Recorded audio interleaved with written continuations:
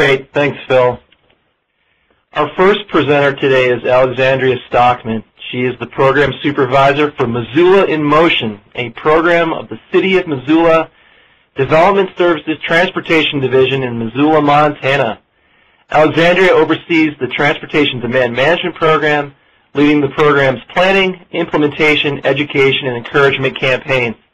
She is the current Rocky Mountain Chapter President. So with that, Alexandria, the floor is yours. Thanks, Aaron. I'll wait for my slides to get loaded up there. Perfect. All right, so to start, Missoula is a smaller urban area. We do qualify for MPO status, but we do have a small urban population of around 80,000, as you see here. And transportation is directly linked with a variety of issues confronting our small urban areas, including commuting costs, land use, development, health, and environmental concerns. We have a lot of issues in our area about topography because our elevation is at 3,200 feet, which isn't that high, but we have mountains surrounding our valley, and therefore we have air quality issues. Our programs have multiple opportunities to impact travel behavior and modal usage as demands on our existing transportation systems increase, as evidenced by population growth in our small urban areas, new development, and increasing vehicle miles traveled as people don't flock to the urban core, but they tend to make developments and purchases outside the urban area for cost purposes.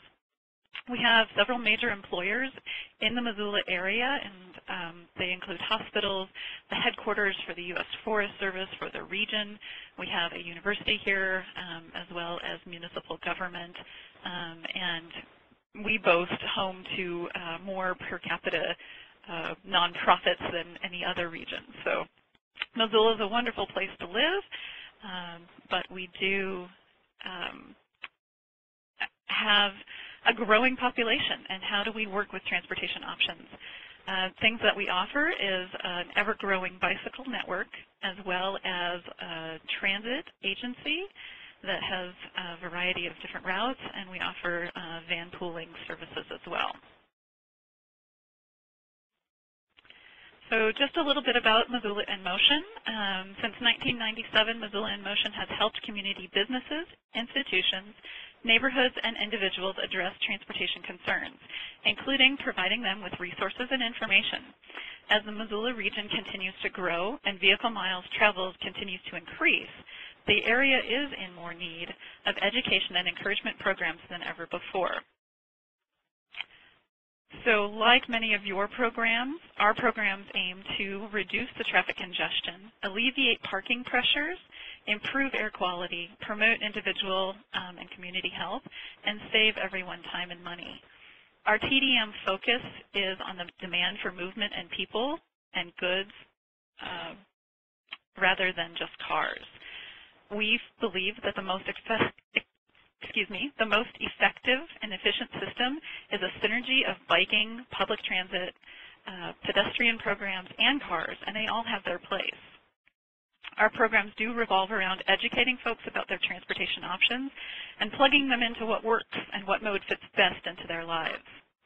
So we do primarily focus on that education and encouragement, as you all know, the 4 E's, but we're known to dabble in engineering and enforcement too. We do all this on a relatively small budget for our area. It's CMAQ and local match funded of about $350,000.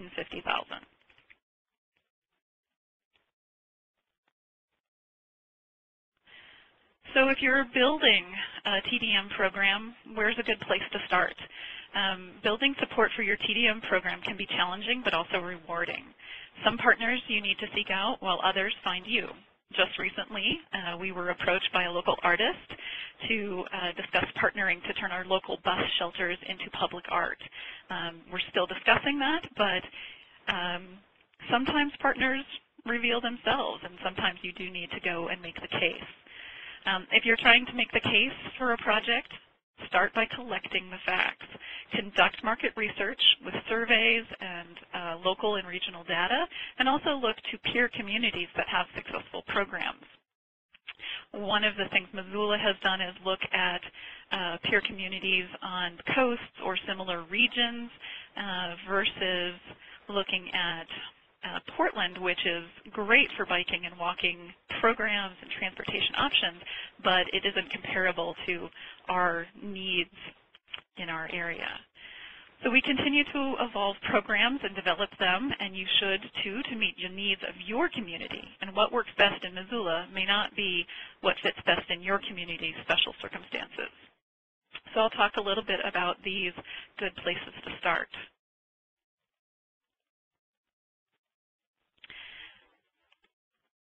Why TDM matters in our small urban communities. It's just like in larger regions. We do face our own issues, though, with congestion. We have a few major arterials, and we have a constraining topography, like I mentioned. We have older areas of town that just don't have the infrastructure, don't have sidewalks, and our sprawl continues to occur beyond our city limits because that's where it is cheaper for people to move into those areas.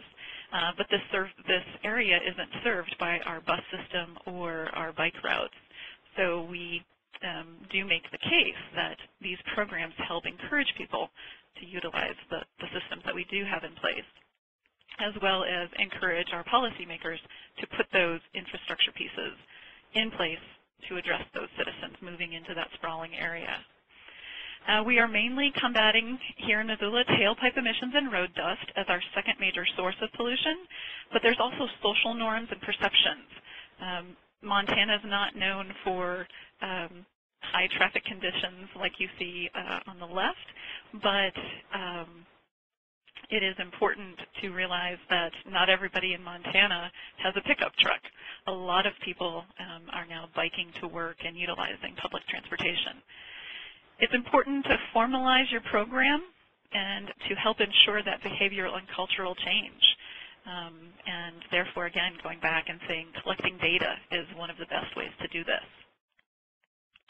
The following supporting material is, I'm sure, what most of you present to your decision makers and funders, but I'll go through it briefly just as a review.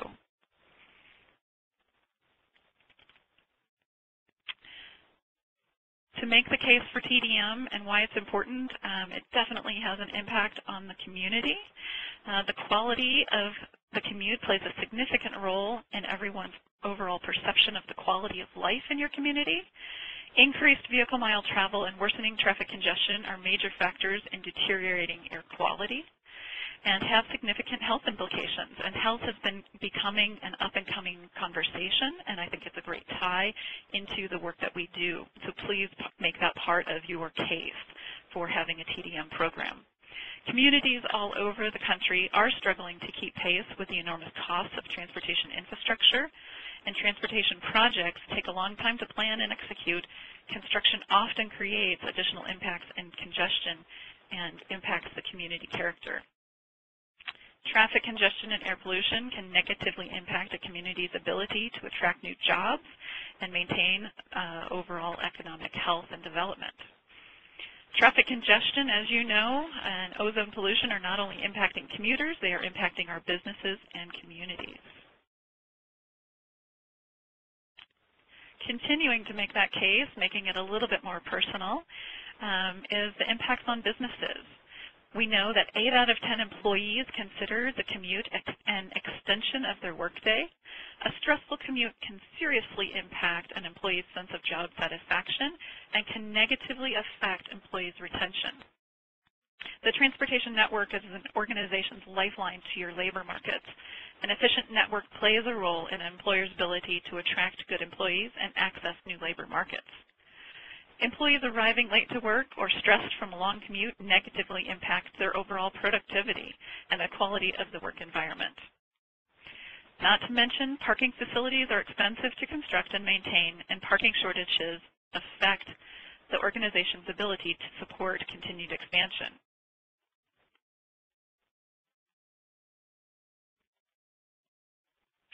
And getting it a little more personal and a little more down to earth is making impacts on the individual. According to the Department of Labor and Bureau of Labor Statistics, car ownership costs are the second largest household expense in the U.S. In fact, the average household spends almost as much on their cars as they do on food and health care combined for their entire family. Some information I have here is in Missoula and smaller urban areas, our average household income is much smaller than the major metropolitan areas. And so having that chunk of money that's taken out for transportation is much more impactful than it can be where your average income is much higher. So cost of driving is $7,500 in Montana, and that's a huge impact on your annual household income of $63,000. So encourage those that, or remind people that 40% of all trips taken are 2 miles or less, making sustainable transportation a viable option that provides cost, health, and quality of life benefits.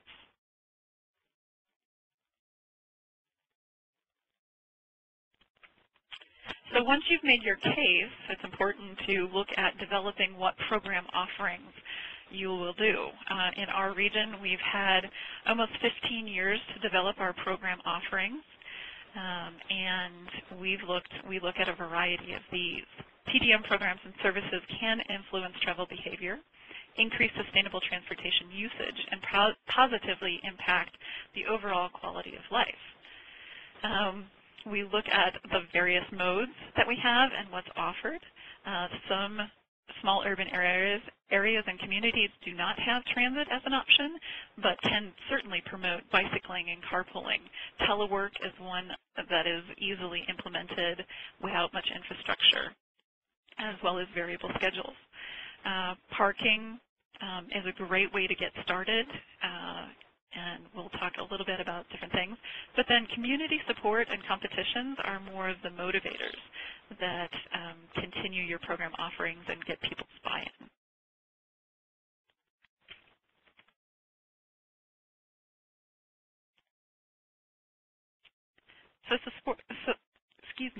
Supporting the sustainable transportation options is about building relationships with commuters and your service providers. We tend to offer some subsidies. We get the employer started with a TDM grant, and for example, we start with a 10% support for the first year and then decrease our support as the employer takes over the initiative and creates that new corporate culture. And this is about implementing small steps in your TDM programs. We definitely hold special promotions that encourage sustainable transportation. For example, we give away prizes if an employee walks to work at least once during a specified period of time, and we celebrate all our successes and their efforts. We do offer to teach interested commuters in how to use the bus and ease their first-time jitters by taking them on a ride. You can ask your transit agency to provide free tickets for your training excursions, and it's a great way to build that partnership. Another easy way to reach out is to provide carpool wanted opportunities.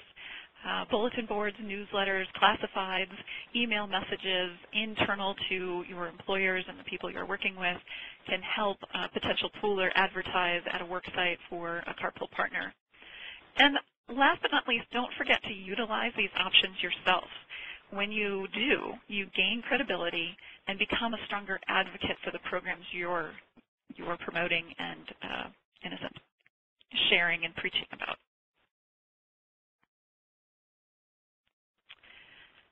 So it is important as we go through here to look at program measurement and reporting and how you're going to do that. One of the ways Missoula in Motion does is through a commuter log and a commuter program. We have members register on our website and do a daily commuter log, and that's one of the ways that we track our program measurement and report. As you see here on the slide, here are our grand totals. For our members, they have, this is actually an older slide, we have about 3,500 members, and they're reporting on a daily, maybe weekly or monthly basis through our website and portal. We track by mode here, and then we offer tools like the commuter calculator, and of course offer prizes and incentives to encourage people to use sustainable transportation and encourage them to utilize our website also to track those. Measurement and reporting can give you data to make the case for TDM in your region. We look at mode split, and this is captured when someone initially signs up for our commuter club and our Way to Go club. And it's a great tool to look at who your commuters are and compare that with, say, census data or the community surveys and things like that.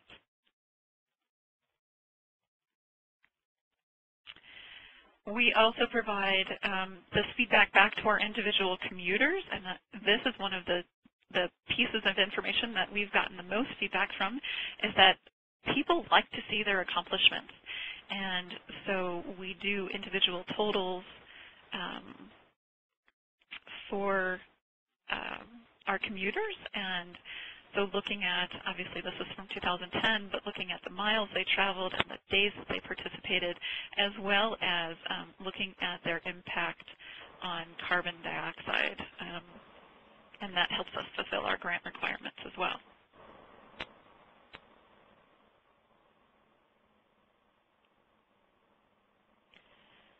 Marketing is a big piece.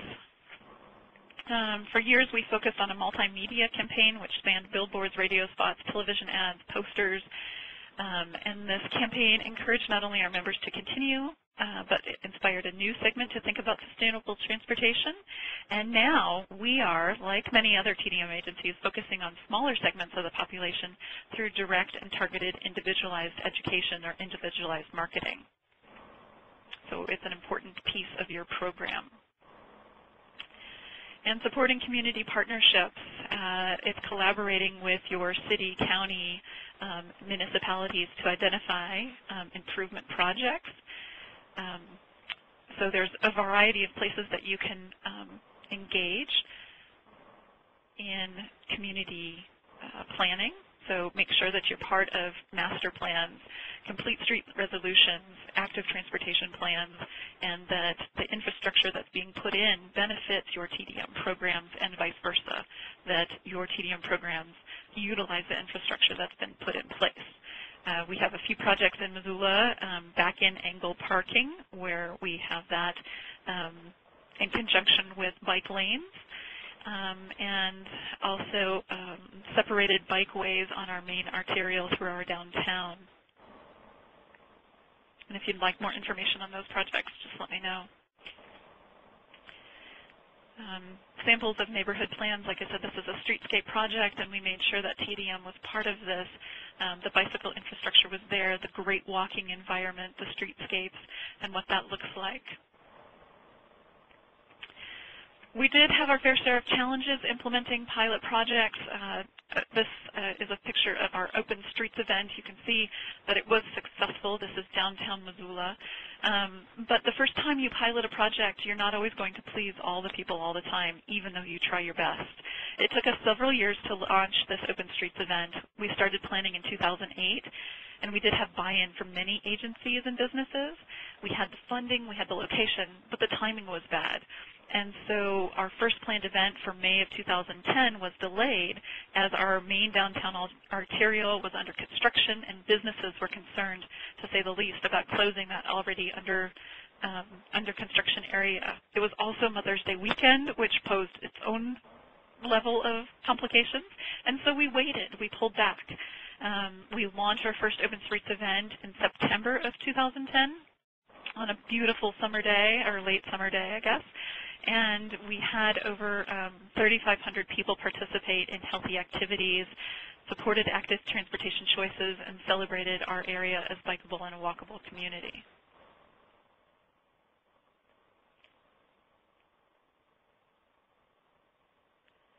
So successful programs, just to recap on this,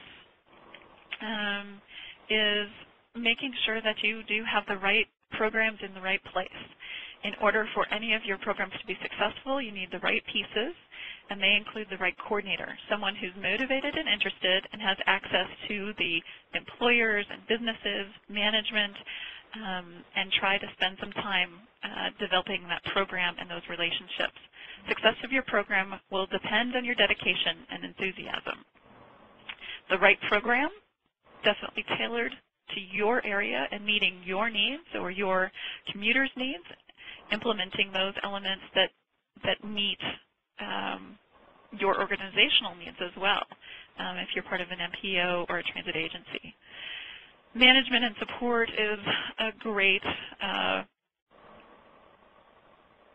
piece to have in place because management can be the link you need to the resources, not only time and money, but other resources too, and they can serve as role models. A lot of times we employ our mayor to be one of our champions. And marketing, don't forget to tell the people about your great programs. And then just to leave you with a little bit of inspiration, modifying behavior and implementing TDM programs isn't easy. We are, most of us, creatures of habit. We get in our own way, and changing the way someone behaves requires successfully introducing new ideas, altering old attitudes, and creating the desire to try something different. Informing your community about their commuting choices is the first step in the process to reducing solo commuting. It's also important to tell them why sharing the ride is important to our environment and our economic development and health, and what's in it for them. But if commuters haven't already done so, most are not going to suddenly hop on the bus, form a carpool, or walk to work. They need to be motivated, and sometimes this means overcoming their barriers. Don't forget that. Other times it means providing incentives or establishing penalties for old behaviors. Successful programs are a blend of strategies designed to motivate employees who currently drive alone to try a new way to commute and encourage current participants to stick with it. And that brings me to my conclusion and a little teaser for what's to come with van pooling. You can reach me at Missoula in Motion. All right, Alexandria, great job. Thank you for contributing to this webinar today. Thank you. Our second presenter today is Kirk Montgomery from the great state of Idaho. Kirk is he's the manager of Commuteride, an Ada County Highway District program that he joined in 2004. He has a staff of 7 and a fleet of over 115 van pools. Kirk is the immediate past president of the Rocky Mountain chapter of ACT. So without further ado, Mr. Montgomery. All right. Thank you, Aaron, and thank you all for joining us today.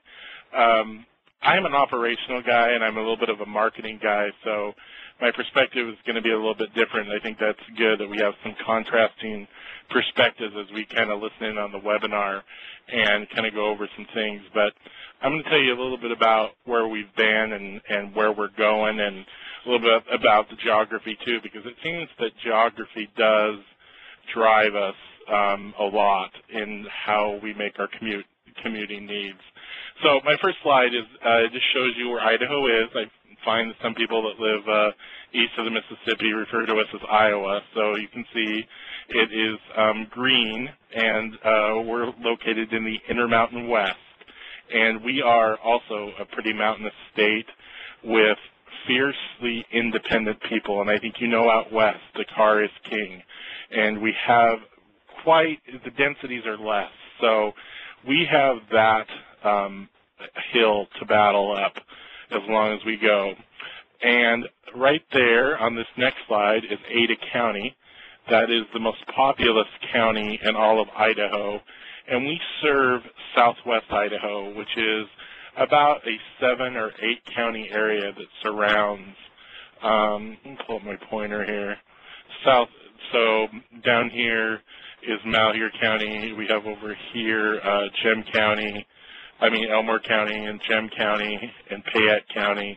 So we serve a lot of those areas with our van pool program. Idaho is also one of the only 2 states in the nation that does not have dedicated funding for transit. And so our transit system in the Treasure Valley is a little bit inadequate compared to other transit systems in cities and areas this size. So we're trying to work through that to get dedicated funding for transit. That does not affect my program, so luckily I'm not part of that. One of our major employers here, and something that a lot of people recognize, is Boise State University.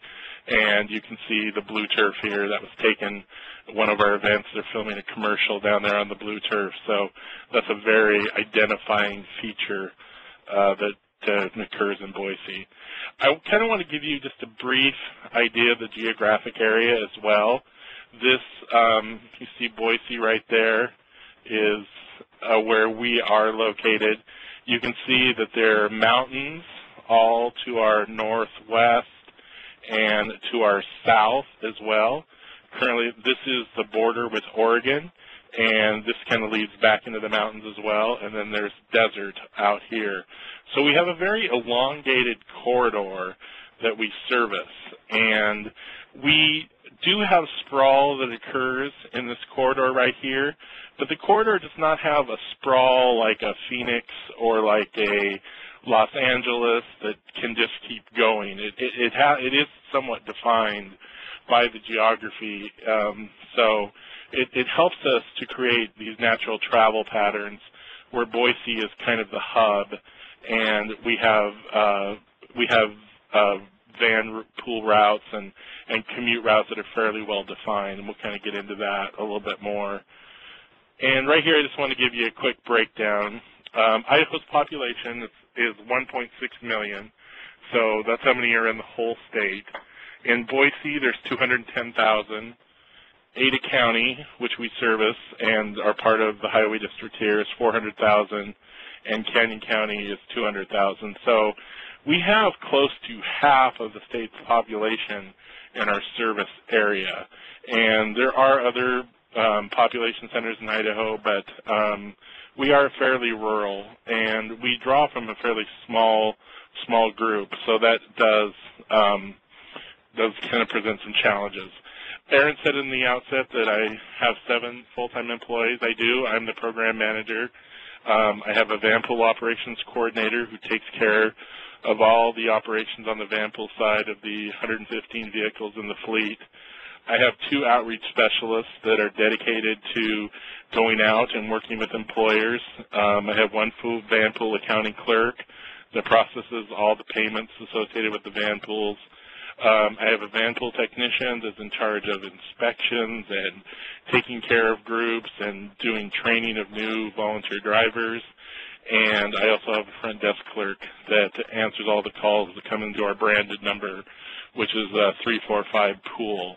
So that is our number here in the local Treasure Valley. Here's a airline map, and if you do want this, contact me later, and you can kind of get a sense. Our GIS department did this of where our routes go to. You can see here, this large group is 28 vans that currently service Mountain Home Air Force Base.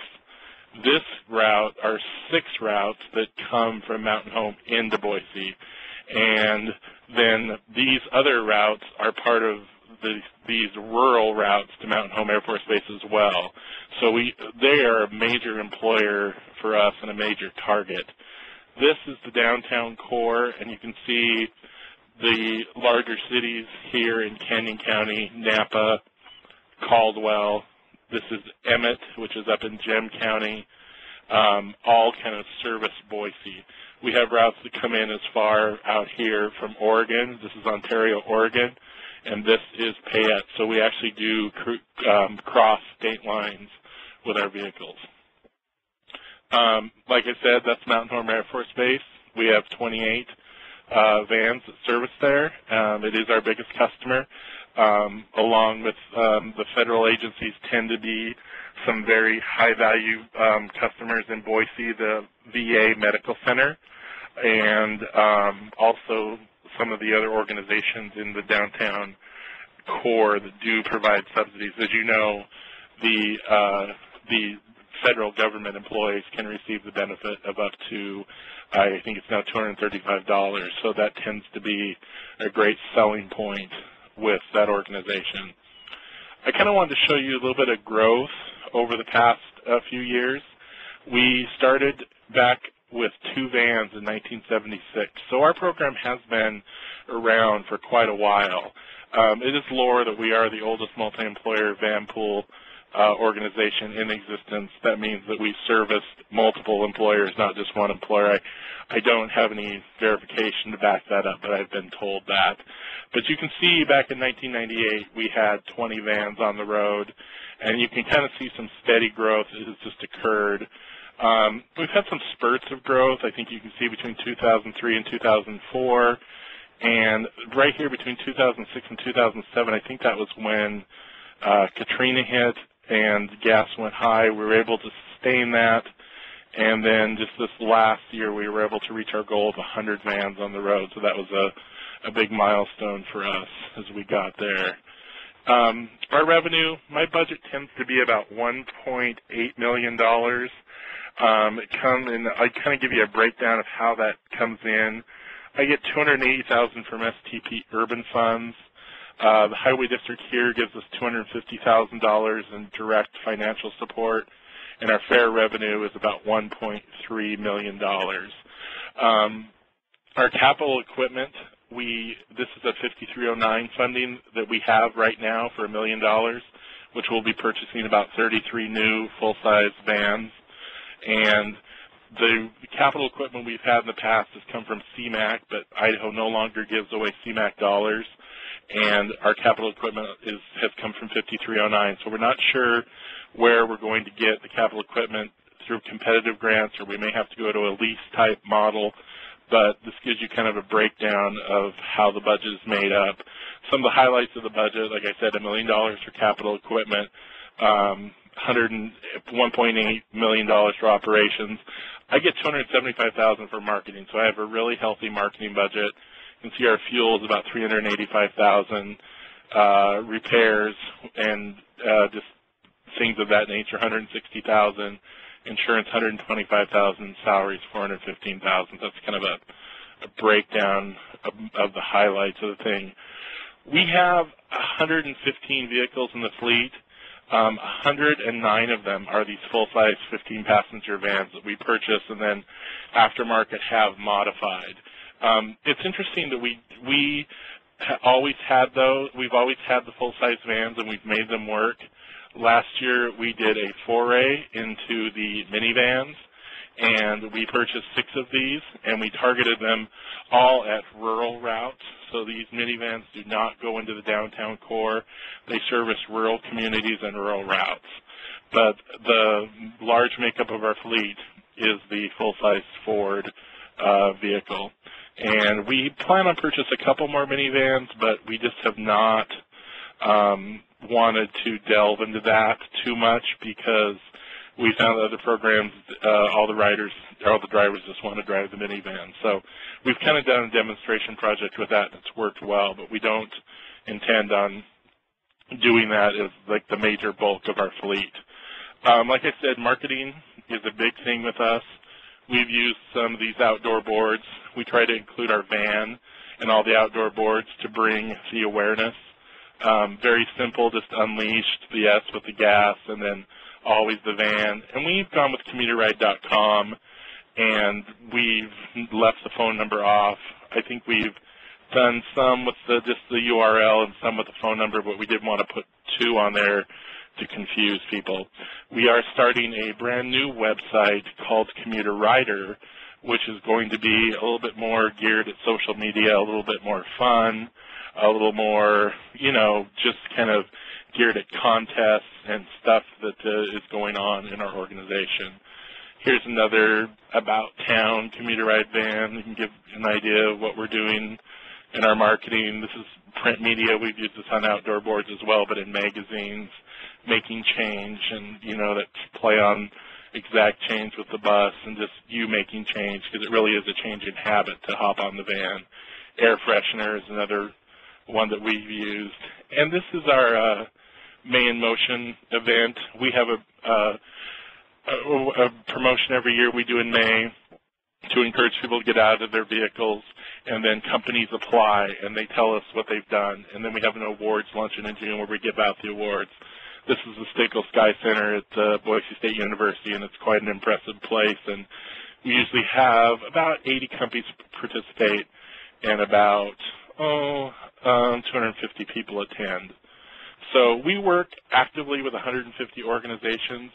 The outreach staff spends 2 to 4 days a week at local businesses, usually at lunch hours, and goes out there and talks with people about the van pool, about their alternative transportation program, not just van pools, but all the modes, and using different modes of carpooling.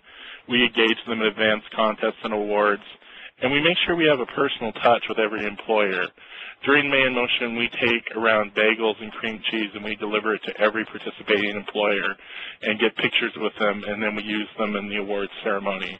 So really that personal touch is a big thing with employers, tailoring TDM to work for them, knowing that we're here as a support organization to help them. And there's our employer outreach. There's just an example of, displays we set up outside businesses during May in Motion or during any time of the year where people come by and talk and see us. And it really does make a difference to work and make sure those active employers are developed and are participating in the process. And it's good for us to have those. These are some mini outdoor boards that we've done that people put up in their break rooms, and they can put up on their desks. We provided all of them with that. It kind of gives you an idea of different modes you can use during May in Motion. So with that, I know we're running out of time, so I want to turn it over for questions. And once again, thank you for taking the time to participate, and I'll turn it back over to Aaron. Kirk, again, excellent job. Thank you very much for introducing your program to our audience today. So it's time for audience participation. You'll notice on your screen a set of instructions. If you'd like to ask our presenters a question, you can see you have the ability to type in a question to us, and we will pull them from the queue with the time that we have remaining. Maybe to get us started, I've got maybe one that can maybe get us started. This is for both of you, and maybe Alex, if you could answer this first. What might be the skill set that you need as a TDM professional? What do you think are those elemental skill sets that you need as a TDM professional? Thanks, Aaron. I think, as we've alluded to with the small organizations, it's a jack of all trades. And you do end up wearing many hats. In my position, I manage the budget, I write grants, as well as I come up with our marketing slogans and campaigns. I'm now managing our website, and it's hard to say what, one or two skills do you need. You need to be maybe good at all of them, but a master of none.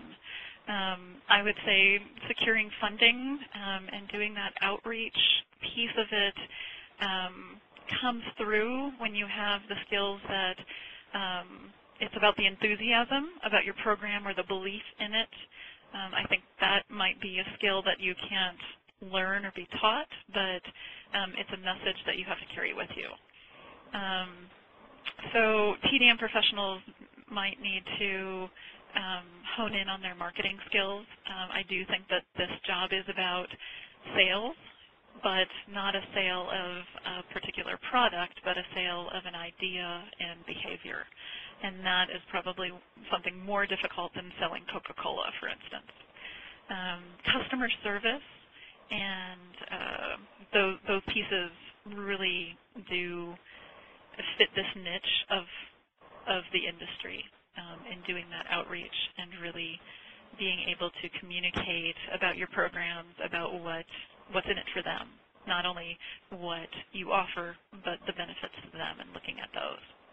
Great. Kirk, how about you? Well, yeah, I think you need to understand your market. You need to understand your area to use TDM, because you need to know where populations are living what are the commute patterns and people's behaviors, and how will people change their behavior. It's like Alex said, people need to develop new habits, and it's hard for people to develop new habits. It's not easy for them, especially when it's work, and it's their livelihood, and they are nervous about trying something different. I've always gotten to work in my car by myself. How can I get them to do something different? One thing that I have going for me is that both of my outreach specialists are fiercely serious about using alternative transportation themselves. I have one that rides the van pool. I have another that bikes. The van pool operations coordinator rides the van pool most days to work. So they know the experience. They live the experience. They know the intrepidation people can feel about the uneasiness about changing habits. So having your people out there, the outreach people who are selling it, having done it and experience and know what those people are feeling is a great of importance to try to tell people, hey, you know, you can do it. You can change your behavior. It doesn't have to be every day. It's not an absolute. But 1 or 2 days a week, changing your commute behavior can make a difference. So I think that's just important to know your market and have that personal touch and understand that every employer is going to have different challenges, and understanding that every employer's program may have to be tailored different to them. So working with employers to personalize programs also is a huge thing. Okay, great. We have a question. It's from Glenn. Glenn asks, small communities tend to have 1 to 4 large employers, I think. I think you meant employees, I'm hoping. How does this affect the way that you structure your outreach and programs? Do you stand alone as an organization with your own board of directors, or are you affiliated with a government agency? And Kirk, why don't you take that one to start? Well, we are part of a highway district, which is different for a van pool agency to be located in. So we are housed with road builders. We have a board of commissioners of 5, and then a director right below that is our boss, and he directs the organization of about 300 people in the highway district, of which we have 7. We do target certain employers because they are low-hanging fruit. There's companies that give subsidies, the city of Boise, Ada County, Simplot, Micron, and St. Luke's Regional Medical Center and St. Al's Regional Medical Center. So we do go after those companies that do give subsidies. Definitely those are big for us. Another one that doesn't give the subsidy is the state capitol mall area, which is we do have the state capitol in downtown, and we have a lot of state workers that utilize our services. They are not given subsidies, but they seem to be very loyal riders. And our loyal riders tend to be also people that come from long distances. So, yeah, we do go after the organizations that subsidize, and we do go after the large employers that do have parking issues, Boise State University being another one. Always universities seem to have parking issues. Great. Alex? Alexandria? Sorry. I would concur with Kirk on this, is that the larger employees have the parking issues. They also tend to have groups that you can target, and so we break those larger employers up into smaller working groups. We have a community-wide business-to-business challenge, and we do put those businesses into categories so they're competing with similar-sized businesses, and that helps to engage them. And it's how we structure our program a little bit differently. We have the regional forest, the U.S. Forest Service headquarters here, and they definitely are a harder agency to get into, but once we have a contact in there, it's easier to start to manage those programs and outreach.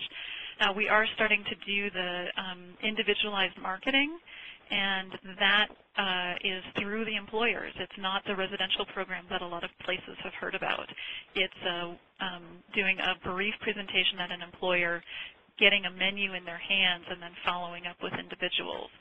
So that works at large employers, and that works at small employers. And it's honestly easier for us to get presentations at large employers. The small employers are like, they end up saying, oh, we've only got 4 employees, we don't need a presentation, and yet we try to continually encourage them to engage and be involved. Our structure is part of a city organization or a city government, and yet we have been pseudo-standalone as well. We do not have a board of directors. We have our city council and county commissioners that we answer to. So, I hope that answers Glenn's question.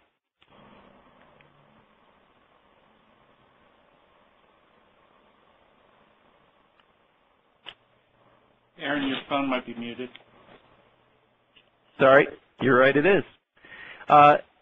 Alexandria, this question's for you. This is from Jamie.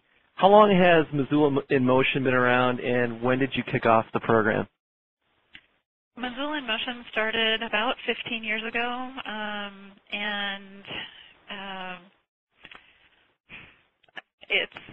it was pre-my being part of the program. We've had a few different directors, as that happens, and it started small as a community outreach program, and then developed into what it is today. It was formed because of air quality nonconformity issues, and we do still receive CMAQ. Okay. Kirk, this question's for you. This is from Ruth. Ruth would like to know, other than your federal employers, do you have any other employers that subsidize van pooling, maybe universities or private businesses that subsidize your van pools? Yeah, we do, not at the level that the federal government does, because most of our fares, now that it's bumped back up to $235, covers the gamut of all of our federal employee fares. But St. Luke's offers $32 off a month. And our typical fare, like a person coming from Canyon County, from Nampa, which is a really common bedroom community, it's $100 a month. So they're getting a $32 break on their fare.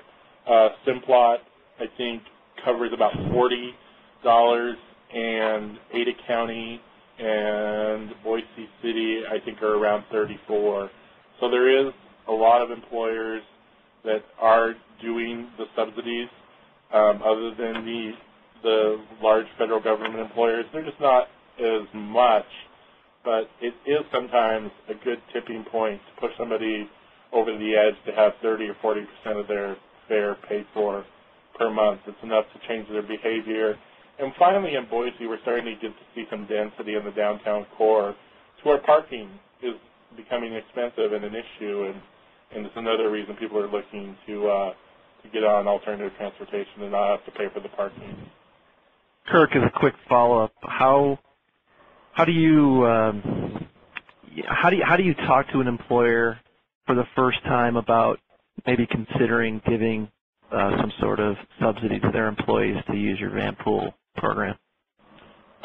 You know, when employers are starting to talk about alternative transportation, and they come to us and they say, well, what can we do? Can we look at biking? You know, we're running out of parking space.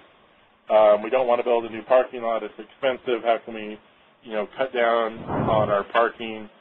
We try to take a look at their programs and tell them that, you know, a lot of times programs will increase participation if the employer can do some type of incentive, if they can do a gift card, or if they can have a drawing. You know, the ideal thing is that they can subsidize pre-tax the fare of a bus pass, or they can subsidize a van pool fare, or give away something for biking or walking. So we try to tell them that just encourages and increases participation usually in a program, other than all the benefits of not having to deal with the commute and maybe, you know, if you're biking or walking, just the whole kind of decompressing your day as you drive home, or it's a nice ride in the morning on your way in. So we try to tell them the benefits of incentivizing their employees, about how it can increase participation overall. Okay, great. For folks on the line, we still have about 15 minutes, so the next question that we have is from Kay, and it's for Alexandria. Alexandria, is Way to Go software proprietary? That's a great question. It is proprietary software that Missoula in Motion has contracted with a web and programming firm. However, we did use federal money to pay for that, so that software is, in a sense, available for sharing. And if you are interested in more information on that software, I'm happy to connect you with our computer programmers to share that program with you. We've really expanded it over the years to make it do what we want it to do in a variety of ways, and a great database management system for communicating with our commuters, as well as tracking them by mode and offering them those reports on their commutes, as well as using that for reporting back on our CMAC. Okay, and a quick follow-up, Alexandria, from Lauren. She's wondering, how do you track commuter trips and shifts in commuting habits if you do not have a fancy website like yours? Sure. There are several ways to do that, and one is through smaller events. I know some regions have commuter challenges, like Kirk's May in Motion. Missoula in Motion here in Missoula does a commuter challenge where we pit businesses versus businesses. We ask commuters to track during those 2 weeks, and then we utilize that information. So surveying those businesses that you work with, also that's where the employer individualized marketing comes into play, so that once you're working with an individual employer, survey them before you go in. So I got approached by a business in Missoula, and I am doing a pre-survey. About 2 weeks later, I'll go in and do a presentation, provide them with the information they're requesting and the menus and options, and then do a post-survey. And that way you can show the change in the commute mode, that your presentation made a difference, and that you did it, not gas prices and not some external factors, which do come into play. But doing those pre- and post-surveys are key to collecting that data that says that your TDM program is making a difference in the community. Okay, great. I've got a question for both of you, and it's from Phil. And the question is, besides dollars and resources, what do you think is the major difference between large urban and small urban TDM programs? Kirk, maybe you want to take that first. So I think smaller urban programs don't have the density to draw from, and a lot of times they don't have a transportation infrastructure to draw from as well. Like I said, our bus service is not the greatest here, but that actually may push more people over into the van pool that are looking for alternatives. And we have a fairly good budget here compared to the size we are. So I'm pretty blessed to have all the resources that I do. If you don't have the resources, you have to rely on getting out with outreach, and maybe if you're a 1- or 2-person show, you may end up calling businesses that you think are good targets to try to get in and just talk with them. And then maybe you get in and you make a presentation to their employees, and you offer them, you know, the services that you can provide, and talk about those services and highlight what you have as opposed to what you don't have. I don't know if that answered your question directly as well, Aaron. I mean, I don't know if you have a follow-up on that. No, it's a little bit complicated. Yeah, let's throw it over to Alexandria. Thanks. It's interesting because I did come from a program that was in a major metropolitan area, and now I'm in a small urban area. And for me, the biggest difference is I have more personal contact with my businesses. and more engaged and more recognized in the community. I am no longer a small fish in a big pond, but I'm on par with those businesses and institutions. So it's a recognition in the community, and I think that's an advantage to small urban programs, that they have more. It's easier to get into the businesses and contact them and be part of that culture, also be part of the culture of the community, versus in a large metropolitan area, you're competing with so many different outside forces. Where here, we don't have any competition. We're it if you're looking for transportation solutions. Okay, great. This is an interesting question. So I think it's been alluded to a couple times with regards to individualized marketing.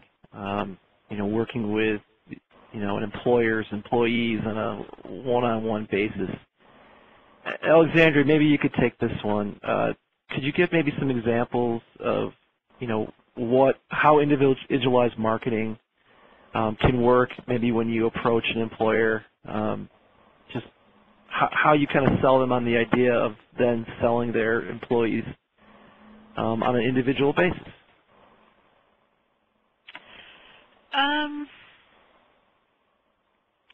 I think it's segmenting the employees or the commuters that you're looking at. There's always going to be some people that are already doing it, and that's great, and you want to reward them. Then you look at who are the fence sitters, who needs just a little bit of hand-holding. I would ride the bus if only I knew how. Well, I'm providing you a person to ride the bus with you and to show you how. Once they get over that barrier, then they become an advocate, and they become the mentor for the next person along the way. So that the individualized marketing is a way to get into a business, do the presentation, put the menus in people's hands to say, okay, who are the fence sitters? Who really does want that piece of information, and what do they specifically want? It segments them into, I'm a potential bike rider, I'm a potential bus rider, I want more information on walking, or, hey, do you know who in my business will set up a carpool with me? And really giving them that opportunity to segment themselves. And then giving them exactly what they need and what they ask for. And then with the others, it's leave them alone. They don't want to be bothered? Fine, we won't bother you. Where we see the shift in participation is so we've got the already doing it people, and we are encouraging them, then the fence sitters who need that extra encouragement, and we see them try it a few days, and then we come back and we see that population has increased from doing it 1 day a week maybe, or 1 day a month, to, hey, you know what, that wasn't so bad. I'm now doing that 3, 4, trying to do it 5 days a week when it fits my schedule. So that's our goal, is to increase the utilization of people who are, 1, already doing it, and 2, who would do it if we remove some of their barriers. And again, leaving those people who are not interested whatsoever alone, because they don't want to hear from us anyway. All right, great. Good answer. This question comes from Jeff from the great state of Colorado to Kirk. Kirk, what challenges with crossing over state lines for van pooling might occur, specifically as it relates to insurance? We have notified our insurance carrier. They've never had any heartburn about Ontario, Oregon. I mean, it really is a city that is kind of connected with Fruitland, Idaho. And with all the bordering states, I think that insurance carriers are fairly aware that that could occur, because there is a population in Coeur d'Alene that commutes over into Spokane, Washington. There is a population in Lewiston that commutes into Clarkston, Washington. So there is crossover of state lines that does occur, but we've never had any issues that have come up with crossing the state lines. Our guidelines is our mandate is to take miles off the roads in Ada County. So all of our trips on our van pools have to cross through Ada County to take miles off the road in Ada County. So that really is the main criteria that we kind of live by when it comes to our service area. Okay, great, thanks. We've got about 5 minutes left. This question is for both of you, and it pertains to our shiny new transportation bill that came through, MAP 21. So what do you think the impact of MAP 21 will be on your future, your funding, and your flexibility? How about Alexandria? Want to take that one first? Sure. Currently, the message that we're getting is that it's not impacting our programs, which is great, and that our state DOT is supportive of continuing our funding and it coming through into our MPO. So it looks like for at least the next few years until we get a newer transportation bill that we're in line to continue with the programs that we have and the budget that we have. Okay. Kirk, how about you? Well, we're still kind of digesting all of it. You know, one of my main concerns is, because I'm an operational guy, is where my capital equipment purchase is going to come from. And, you know, 5309 has gone away. Earmarks is a bad word. I don't know if the new 5339 is just the old 5309. So my main concern is I have the operational money. The money that I have to go out and find is the capital equipment money. So I don't know where that's going to come from. I don't know how that's going to work in MAP 21. I do have I'm incredibly supported this organization by HR, by legal. I have a funding facilitator that works at the Highway District. So I have an incredible support network of people who are helping me work through these challenges. But we have, talked about, what if we had to bob and weave? What if we had to go to a lease model where we didn't have to have the outlay for the capital equipment? We just leased from a third party, be that an enterprise or a local Ford dealership or however that works. So, we're constantly evaluating our business model. And I think, when you're operating a van pool program and you're taking in revenue, you're kind of operating one foot in private sector, one foot in the public sector. So you have to think like a business as well as like a governmental agency and try to figure out how you're going to sustain your business plan, or if you have to change your business model. And like I said, we're still digesting MAP 21. There's a lot of intrepidation by a lot of service providers in the area, rural and urban, are they going to lose their funding? What's the structure? Where is it going? So, yeah, we face all those challenges, and we're just going to see how it plays out. But we have the ability, like I said, to bob and weave and to change our business model if that's what it comes to. All right, great. Great job answering those questions. Well, this is going to bring our net conference to a close. As a reminder, we have a feedback survey that will be placed on your screen here shortly. The presentations today can be downloaded using there's a file button in the upper right-hand corner. It looks like 3 pages. You can download all the presentations from there. Special thanks to our friends at the National Center for Transit Research for pulling this together today for us, the Association for Commuter Transportation, and of course the Rocky Mountain chapter, for which all 3 of us are currently members of. So good afternoon, folks. We appreciate your time, and please fill out the survey. Thank you very much.